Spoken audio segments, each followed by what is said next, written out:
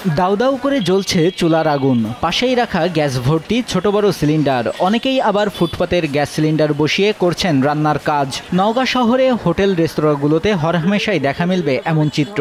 শুধু হোটেল রেস্তোরাঁগুলোতেই নয়, ফুটপাতের চায়ের দোকান থেকে শুরু করে সবখানেই এমন চিত্র।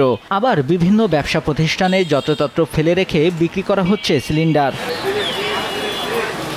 বিষয়টি নিয়ে উদ্বিগ্ন স্থানীয়রা। বলছে প্রশাসনিক তদারকি না থাকায় মানছেন না কেউ কোনো নিয়ম নীতি। ফলে বিক্রি ও ব্যবহারে ঝুঁকি বাড়ছে, যা হতে পারে বড় দুর্ঘটনার উৎস।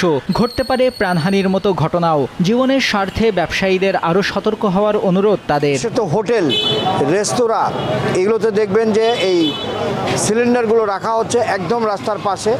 ব্যবহারের ত্রুটির কারণে বিস্ফোরণ ঘটে ভয়াবহ দুর্ঘটনার সৃষ্টি হতে পারে। গ্যাসের ব্যবহার তো হবেই এখানে, এটা কোনো বিষয় নয়, কিন্তু সেটা যেন একটা নিয়ন্ত্রণের মধ্যে হয়।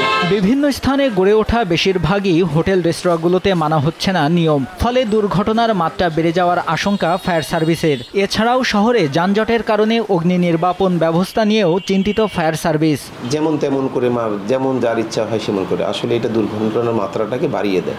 অসংখ্য অটোরিকশা, রিক্সা, গাড়ির কারণে অনেক জ্যামে থাকে, যার ফলে দেখা যায় যে আমাদের গন্তব্যস্থলে পৌঁছাতে অনেক সময় লেগে যায়। গ্যাস সিলিন্ডার ব্যবহার অনিয়ম বন্ধে শিগগিরই অভিযান পরিচালনা করা হবে বলে জানান জেলা প্রশাসক। আমরা আগে একটু প্রচার করি যে এটা ঠিক না, এটা জনগণের জন্য হুমকি স্বরূপ। তারপরে যদি কাজ না হয় আমরা অবশ্যই আইনানুগ ব্যবস্থা গ্রহণ করব। যথাযথ তদারকির মাধ্যমে যত্রতত্র গ্যাস সিলিন্ডার ব্যবহারে প্রশাসন কঠোর পদক্ষেপ নেবে, এমনটাই প্রত্যাশা সচেতন মহলের।